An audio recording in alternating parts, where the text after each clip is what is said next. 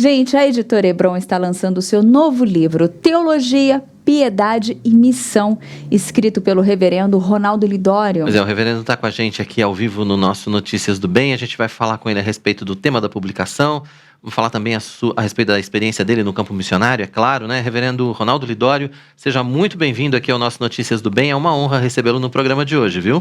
Olá, reverendo. Roberto querido, Tainá, prazer todo meu participar com vocês. Graças a Deus por esse programa, essa iniciativa. Deus abençoe a cada dia.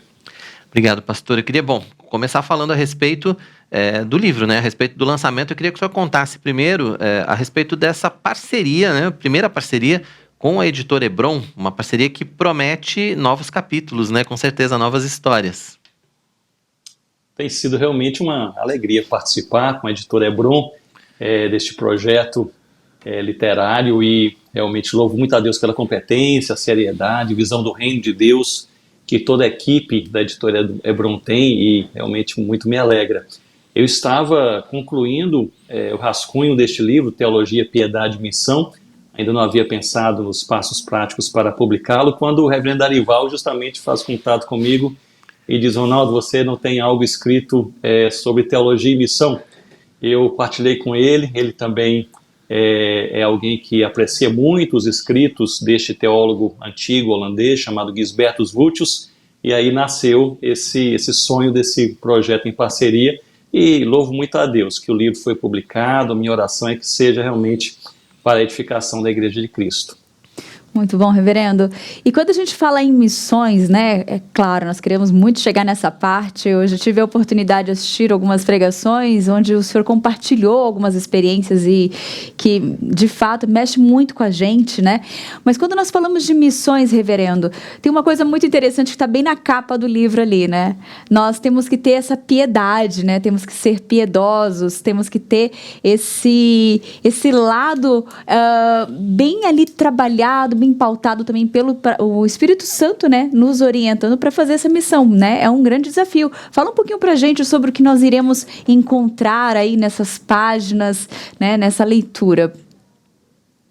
Pois bem, obrigado, Tainá. De fato, este teólogo chamado Gisbertus Vultius é um teólogo antigo do século XVII, teólogo holandês, muito influenciado por João Calvino, e ele é considerado o primeiro missiólogo protestante, então o primeiro que escreveu, refletiu e publicou algo que nós podemos assim entender como sendo uma missiologia de maneira mais ou menos sistemática.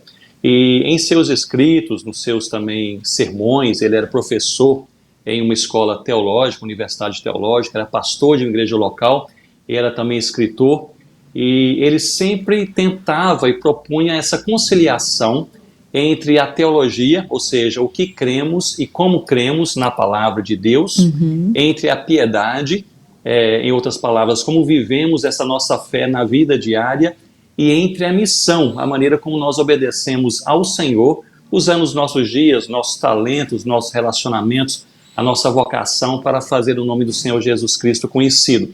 E desde que eu tinha 18 anos de idade, bem lá atrás, ainda estudante de teologia, a primeira vez que eu ouvi falar sobre Gisbertus Vultius foi uma aula ministrada pelo professor Francisco Leonardo, e a história da igreja, e eu fiquei encantado com essa proposta, e nos últimos anos tenho aí estudado um pouco mais da sua teologia. Mas eu creio que nós precisamos, em nossos dias, em nossa geração, justamente conciliar essas verdades, esses pilares bíblicos, a maneira como nós cremos, a teologia, a maneira como nós vivemos, a piedade de vida e como nós cumprimos também a missão, como nós servimos ao Senhor Jesus por meio de palavras e vidas que possam espelhar a verdade do Evangelho.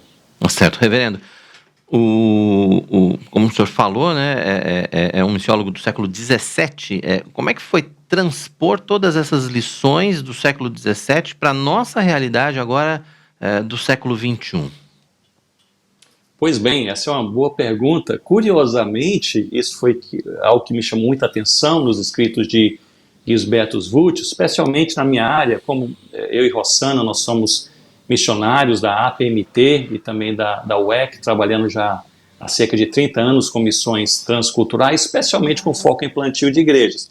Então, plantio de igrejas sempre foi a a minha área de interesse prático e também teológico. E, curiosamente, os escritos de Gisbertus Vultius, especialmente um dos seus livros, que tem como título em latim De Plantatione Ecclesiarum, que é sobre plantio de igrejas, ele é extremamente atual. As perguntas eclesiológicas, ou seja, feitas sobre a natureza e a prática da igreja quando plantada, são perguntas facilmente adaptadas e contextualizadas em nossos dias. Por exemplo, neste livro, ele faz essa pergunta: quando a igreja for plantada, qual deve ser o vínculo da igreja plantada com a igreja mãe? Em que áreas ela deve estar vinculada e em que áreas ela deve ter ou buscar uma autonomia? Ele defende que o vínculo deve ser na área de comunhão e de teologia, ou seja, doutrina, e ela deve buscar a autonomia o mais rápido possível na área de missão, de finanças e de liderança local. Então, são lições, apesar dos séculos passados, mas são propostas teológicas e práticas muito aplicáveis em nossos dias. Muito interessante.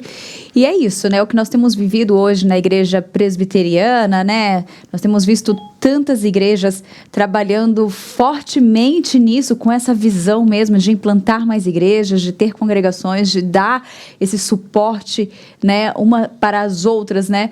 E é uma coisa que nós temos vivido em prática. Acho que esse conteúdo com certeza vai abrir mais, né, os nossos olhos ali, os nossos corações, para que a gente execute essa tarefa ainda mais, né, reverendo? Sem dúvida. E eu posso até aproveitar essa oportunidade de mencionar que eu tive 2 objetivos ao escrever esse livro. O primeiro objetivo, ele é mais teológico, mais de orientação teológica e prática para a igreja quanto ao cumprimento da missão, especificamente nesse quesito específico mesmo, que é o plantio de igrejas. Ou seja, nessa missão de nós sonharmos em ver igrejas locais nascendo para a glória de Deus, quais devem ser os pilares teológicos e práticos a seguirmos. Esse foi o primeiro objetivo. O segundo objetivo é um objetivo mais ligado à reflexão pessoal, espiritual, da vida com Deus, pois este tem sido, aliás, foi uma das bandeiras levantadas pelo Gisbertus Vultius, ou seja, a necessidade de nós vivermos corações verdadeiramente quebrantados. Ele foi muito influenciado pelo Tomás de Kempis, autor daquele livro Imitação de Cristo, não é? Ainda do século XV, então bem antes dele. Ele foi, e antes da Reforma Protestante, né? Nesse movimento pré-reforma, ele foi muito influenciado nessa área da busca de um coração verdadeiramente quebrantado, especialmente pela influência também de João Calvino. Nós sempre vemos João Calvino como teólogo, e grande teólogo que ele foi, mas João Calvino possuía um grande e forte apelo por um quebrantamento, um avivamento de coração. Até mesmo aquele selo de João Calvino usado aí para selar, finalizar suas cartas e documentos, ele foi diversas vezes citado pelo Gisbertus Vultius, aquele selo com uma figura de um coração seguro por uma mão, ou sendo oferecido, né, a Deus, e ao redor escrito em latim: Cor meu tibi offero Domini promptet sincere. O meu coração a ti ofereço, Senhor, pronto e sincero. Eu creio que essa ênfase de João Calvino, da Reforma Protestante, também de não somente teologia, mas quebrantamento e piedade, influenciou Vultius, e eu trago aí nesse livro também essa proposta de nós podermos refletir sobre nossas vidas na presença de Deus. Você falou a respeito dessas questões, quer dizer, quando a gente olha para o título do livro, Teologia, Piedade e Missão, a gente imagina imediatamente que esses 3 temas eles estão automaticamente interligados, mas no dia a dia das missões, ou no que o senhor tem observado nos campos missionários, muitas vezes falta cumprir uma dessas palavrinhas, às vezes tem teologia e missão e não tem piedade, às vezes tem piedade e missão e falta teologia. Como é que faz para conciliar tudo isso, reverendo? Ótima pergunta, e eu creio que nós vivemos uma geração bastante polarizada em todos ou quase todos os aspectos, e também nos aspectos teológicos e práticos da igreja.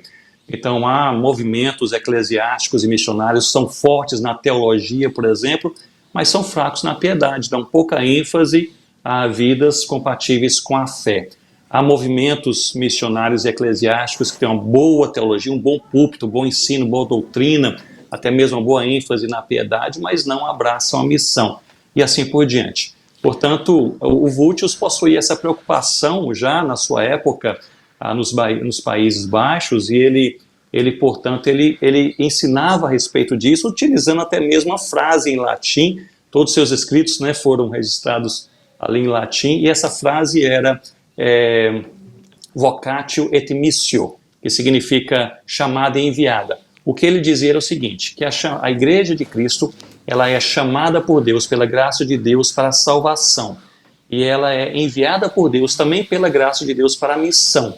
E a igreja que é chamada e enviada, chamada para a salvação e enviada para a missão, é uma igreja que precisa caminhar em piedade de vida. Então, ele conciliava plenamente a teologia com a piedade, com a missão, que eu creio que é uma bandeira, um chamado que nós precisamos em nossos dias, especialmente nessa nossa época, nessa nossa geração, em que nós temos a tendência a sermos mais, digamos, seletivos, né?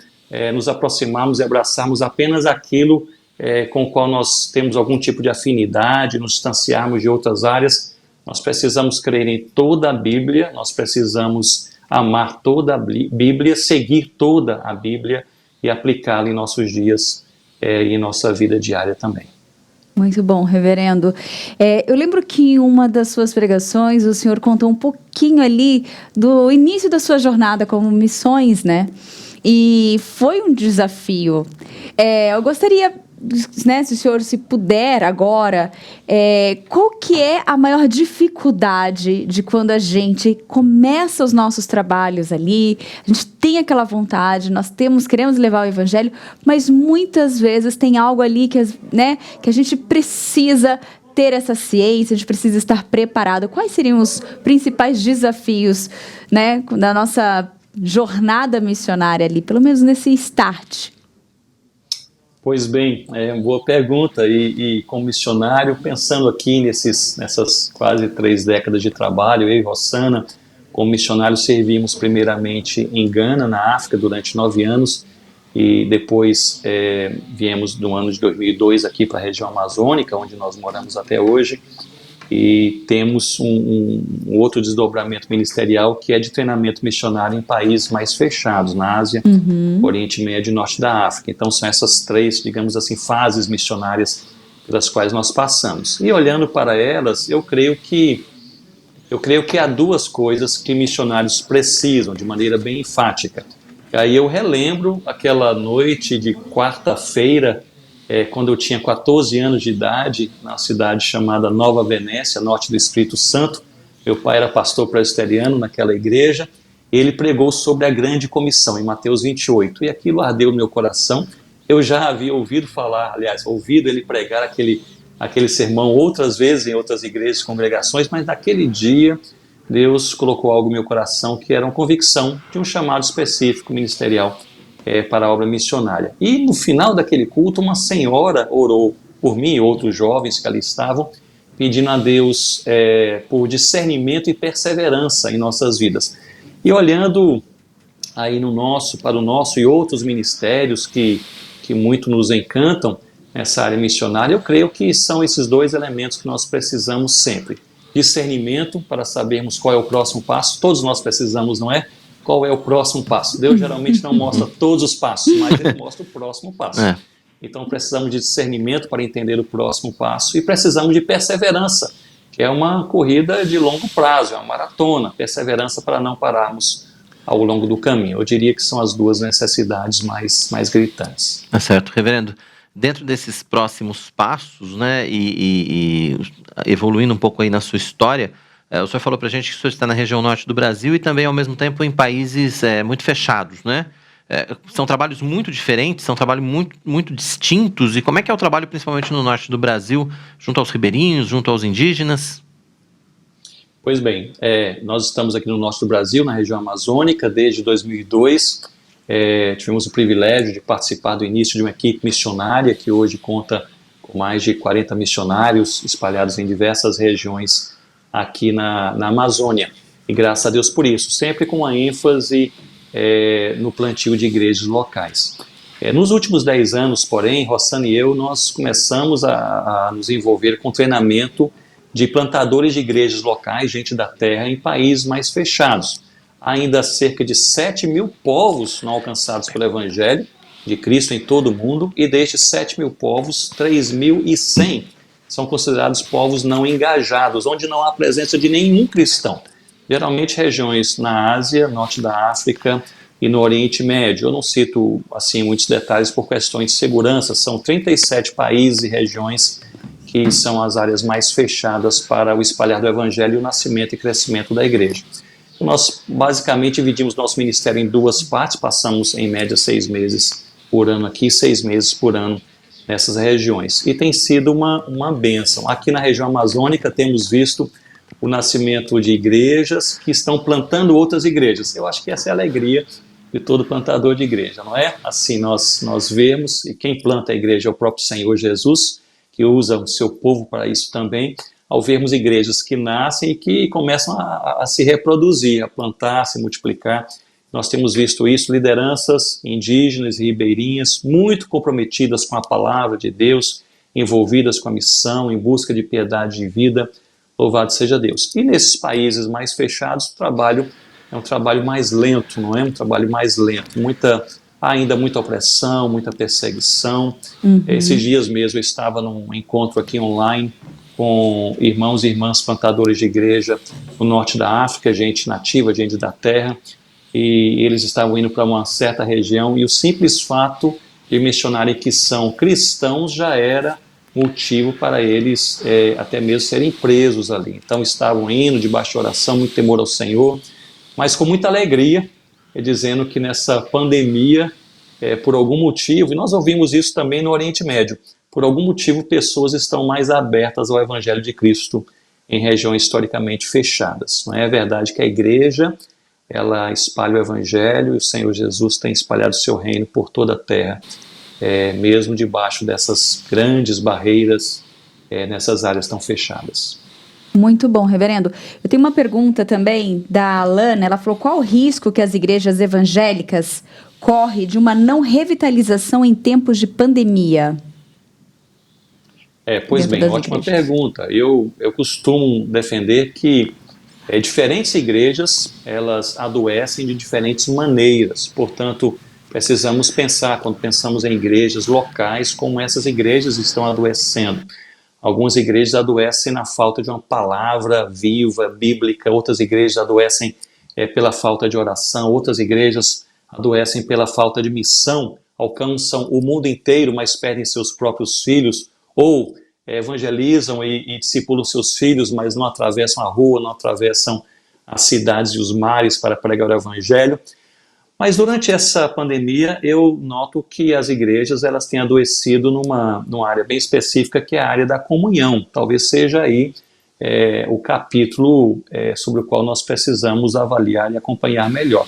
A área da comunhão. É claro que muitas igrejas utilizam aparatos tecnológicos que são muito bons. Louvado seja Deus por essas grandes oportunidades que promovem diálogo, promovem edificação, promovem comunhão, mas especialmente pensando em novos convertidos que estavam em processo de discipulado. Eu tenho ouvido de vários pastores com grande preocupação nessa área, as pessoas talvez mais fracas na fé, ou que estão experimentando crises espirituais profundas, conjugais, familiares profundas, e isso há uma grande edificação do corpo de Cristo quando nós estamos juntos, não é verdade? Quando nós estamos juntos, não um pequeno grupo, um grande grupo, e eu creio que nessa área da comunhão é preciso nós atentarmos e vermos aqueles que ficaram para trás. Talvez seja este aí até mesmo o meu alerta, não é? O momento da Igreja de Cristo nessa pandemia, e pensando também no pós-pandemia, é importante que a Igreja de Cristo comece agora a observar aqueles que ficaram para trás, aqueles que não continuaram caminhando, que estavam enfraquecidos, experimentaram quebras, muitos casamentos estremecidos, problemas muitas vezes com os filhos, o enfraquecimento da fé pela falta de comunhão, né, com aqueles que amam e seguem o Senhor Jesus. Ao mesmo tempo, pastor, as igrejas e as congregações talvez também tenham que ter uma atenção especial. Há muita gente que chegou na igreja exatamente por conta desse momento de exceção que nós estamos vivendo, e até o acesso às redes sociais. Quer dizer, muita gente acabou conhecendo a palavra através das redes sociais, através dos canais das igrejas, enfim, agora com vamos dizer assim, com a volta a uma certa normalidade, né? Essas pessoas tendem a procurar as igrejas. Tem que haver um cuidado agora, nesse momento também, de receber esse pessoal, não, pastor? Sem dúvida, sem dúvida. Especialmente pensando no discipulado. Então você vê que as redes sociais, elas abrem portas, não é verdade? As pessoas têm acesso, louvado seja Deus por isso. Muitas vezes são edificadas, são atraídas pelo Evangelho de Cristo, aí espalhado pelas redes sociais. Pelos canais, a Igreja Presbiteriana de Pinheiros, por exemplo, tem sido aí uma referência nessa área, e várias outras igrejas também, louvado seja Deus por isso.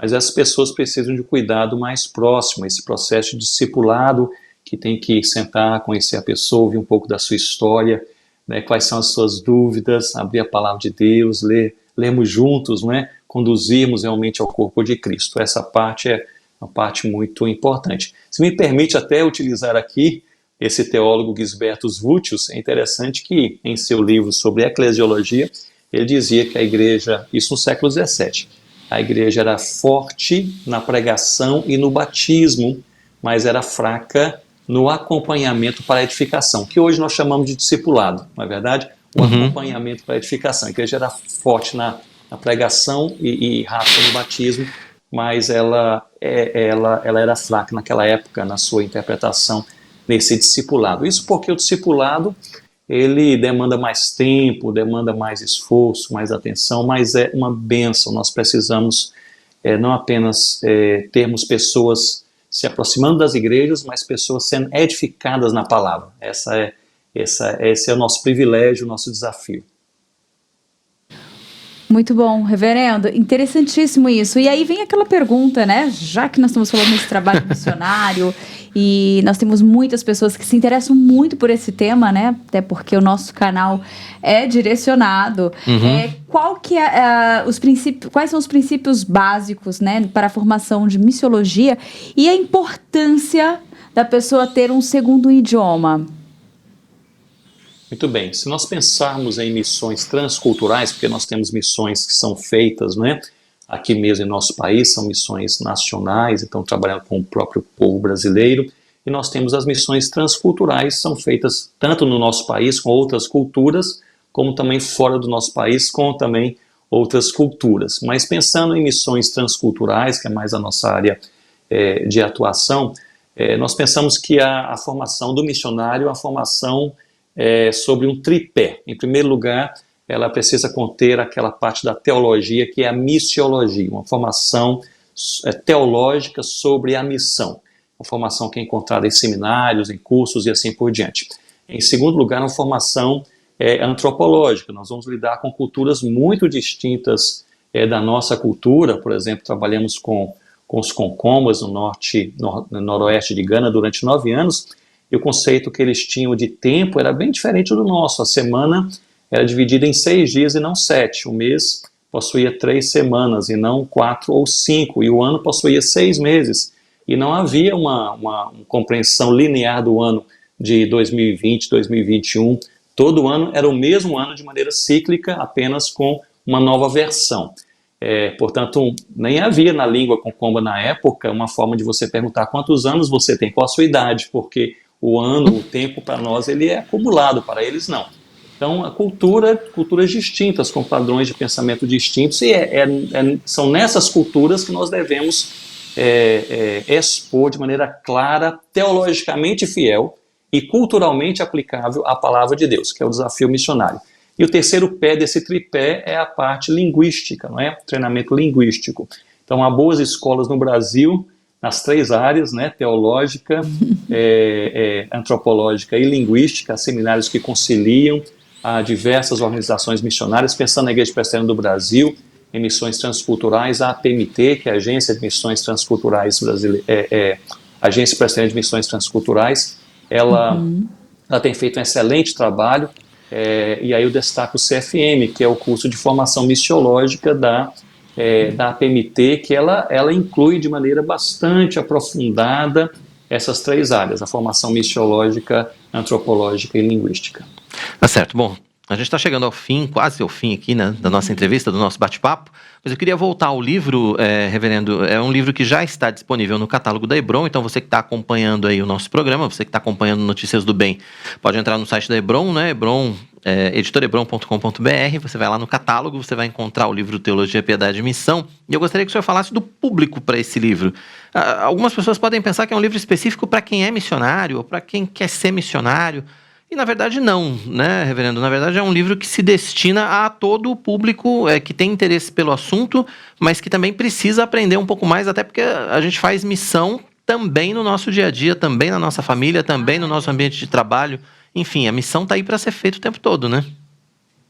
Sem dúvida, exatamente. Esse livro foi escrito para todo aquele que é cristão, que ama e segue, deseja servir o Senhor Jesus, então para todo crente.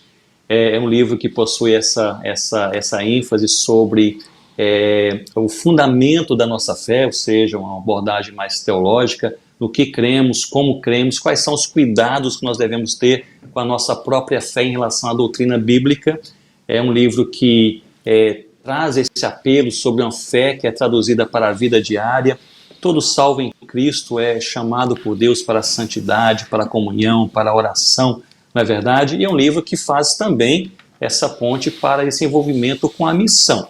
Eu entendo que na teologia paulina, todo salvo no Senhor Jesus, ele é chamado para pelo menos 7 práticas cristãs fundamentais. A primeira é a palavra, a leitura e meditação na palavra de Deus. Então a palavra, a adoração, a comunhão, a oração, a santidade, as boas obras e a evangelização. Então esse livro traz esse teor, ou seja, um chamado para a Igreja de Cristo abraçar a boa teologia bíblica em busca de uma vida piedosa, ou seja, os corações quebrantados, e não deixarmos para trás a missão. Se você é salvo em Jesus, você é chamado para ser sal que salga e luz que brilha. Portanto, é um livro destinado a todo crente. Tá certo. Reverendo Ronaldo Lidório, muito obrigado pela sua participação aqui com a gente no nosso Notícias do Bem. Foi uma honra receber o senhor aqui no nosso programa, que novas parcerias, né, com a nossa editora Hebron venham por aí e que a gente possa ter cada vez mais aprendizado disponível, né, a respeito de tantas áreas, e essa área que é tão importante para as nossas vidas, como o senhor disse, como cristão, que é a área de missões. Obrigado, reverendo. Obrigado, reverendo. Obrigado, Roberto Quirino, Tainá, privilégio meu, Deus abençoe vocês.